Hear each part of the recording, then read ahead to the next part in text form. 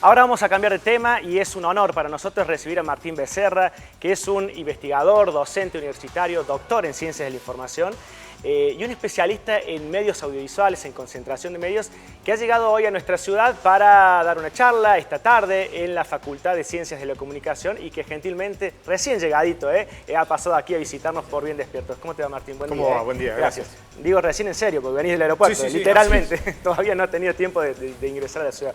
Bueno, Martín, llegás en un día muy particular, porque recién decíamos en la apertura, se están cumpliendo 65 años de la televisión abierta en la Argentina.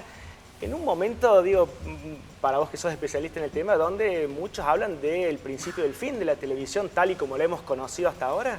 Sí. ¿Será realmente así? Bueno, sí, tal y como la conocimos, creo que sí, que asistimos por lo menos a un cambio de piel de la televisión, que ya tuvo varios en el pasado. Nosotros hablamos, se cumplen hoy 65 años desde la primera emisión de televisión abierta, ¿no? Que fue en el Día de la Lealtad Peronista, el 17 de octubre del año 51, pero digamos, cuando apareció y se masificó la televisión de pago, la televisión por cable, también la televisión abierta tuvo que reposicionarse porque aparecieron canales generalistas que golpearon fuerte a la lógica de la programación televisiva abierta tradicional. Y ahora me parece que asistimos, por una parte, a un cuestionamiento que viene de las formas de hacer televisión, que tiene que ver con, por ejemplo, cómo funcionan las redes sociales, con servicios audiovisuales que van montados sobre Internet, a los que se les llama OTTs, over the top, digamos, como Netflix, por ejemplo, y que implican cortar con una lógica que es como muy inherente, que forma parte del ADN de la tele, que es esta lógica de la programación. Claro. ¿No? Esta mirada unidireccional, podríamos decir, porque han cambiado, a partir de todo esto que estás planteando, y sobre todo el auge de las redes sociales, el público es el que ha cambiado, ¿no? Esta recepción que ya no es más pasiva. Y allí es donde me parece que esta vez tal vez sea más difícil el desafío que tiene la televisión, ¿no? Sí, sí, completamente de acuerdo. Creo que, bueno, digamos, la televisión tal y como funciona tiene el problema de que, como bien vos decís, los públicos se comportan cada vez más individual y colectivamente de modo distinto. Uno ya no tiene la paciencia con el programador televisivo de esperar hasta las 10 de la noche porque a esa hora voy a ver, no, la serie la veo cuando puedo, etcétera, etcétera. Pero además, eso golpea económicamente a la televisión, claro. Que en nuestro país no es el caso de Canal 10, pero en muchos casos forma parte, digamos, de un negocio. O sea, la televisión es una industria, es un negocio, y ver recortada la torta publicitaria y la captación de recursos que son necesarios para seguir produciendo. Entonces, acá, digamos, estamos hablando también de fuentes de trabajo, quiero decir, estamos hablando de muchos una reconversión aspectos. Ya completa, ¿no? De la industria. Sí. ¿Y cómo la ves en ese sentido a la República Argentina? Digo, en esto de las multiplataformas, de la convergencia tecnológica. Ahora vamos a meternos en detalle de lo que el gobierno tiene planteado y que va a ser motivo de tu charla también hoy en la universidad. Digo, ¿estamos más o menos encaminados en lo que está pasando en otros lugares del mundo? Esto es algo de lo que no se puede escapar de ningún modo, ¿no? Claro, hay un proceso que es global, ¿no? Que es esto de un cambio tecnológico que a la televisión, pero también a la prensa escrita y a la radio, digamos, las desconcierta, las golpea, las reorienta, por un lado. Por otro lado, en la Argentina venimos de unos más o menos 7 años, 8 casi, de intensa discusión sobre la función que tienen los medios, los intereses que tienen los medios, incluso con la adopción de una ley en 2009 que se llamaba Ley de Servicios de Comunicación Audiovisual, y que el gobierno de Mauricio Macri en parte desactivó, digamos, en su capítulo, uno de sus capítulos centrales. Ahora el gobierno dice que va a elaborar un proyecto de ley que reúna tanto al sector de medios audiovisuales, la tele, la radio, como también a las telecomunicaciones. Veremos. Por ahora es una promesa. No se ha avanzado en eso, ¿no? Porque estaba la famosa promesa de que la ENACON iba a presentar un proyecto, entre comillas, superador, digamos, desde la visión política. Desde la visión del gobierno, claro. Sí. En realidad, digamos, lo que tenemos es una comisión redactora designada por el oficialismo, por el gobierno, integrada por personas, por lo pronto, que comparten la mirada que tiene el actual gobierno sobre estos temas, que es una mirada sesgada. Vamos, uno puede estar de acuerdo o no, pero es una mirada que no representa el conjunto, digamos, de necesidades, sectores sociales y actores del sector de la comunicación, y tiene por función redactar un proyecto de ley. Este proyecto de ley iba a estar, según la creación de esta comisión que hizo Macri por decreto, completo para el mes de junio-julio, no estuvo y se le dio otros 6 meses. Se supone que en marzo del año que viene van a presentar algo.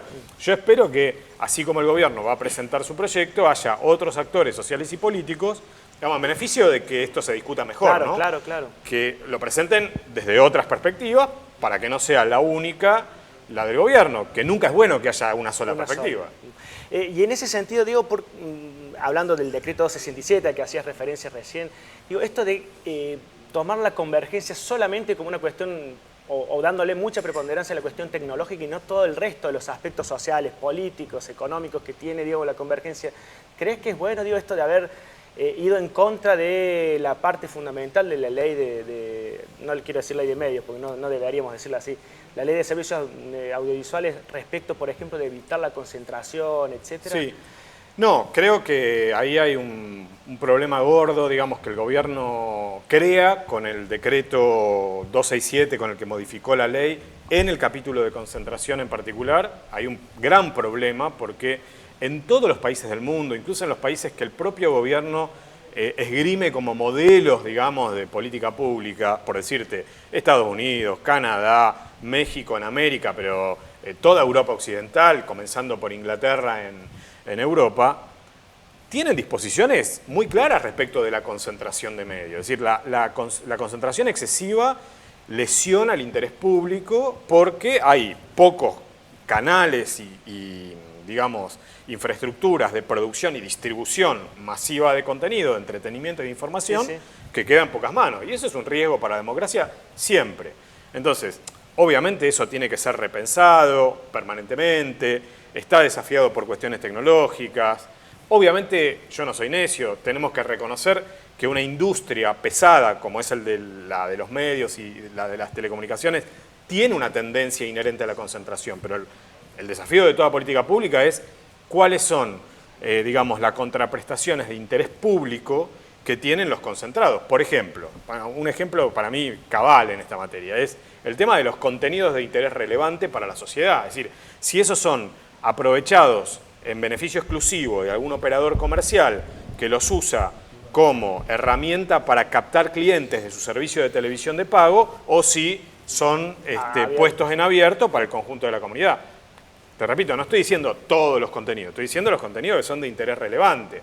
Entonces, en estas cosas yo creo que el gobierno de Mauricio Macri se hace sistemáticamente distraído, nunca habla de la concentración, nunca vas a escuchar a uno de los funcionarios del área de comunicaciones hablar de la concentración, pero creo que tienen un gran problema y es la revolución tecnológica. Es decir, a pesar de la retórica modernizadora que tiene este gobierno en estas materias de comunicaciones, en la práctica son muy atrasados en su concepción, porque pretenden favorecer a los grupos industriales locales, léase Clarín, por ejemplo, no es el único, Clarín, Vila Manzano, en detrimento de la posición también concentrada de grupos extranjeros, Telefónica, Facebook, Google, ¿no?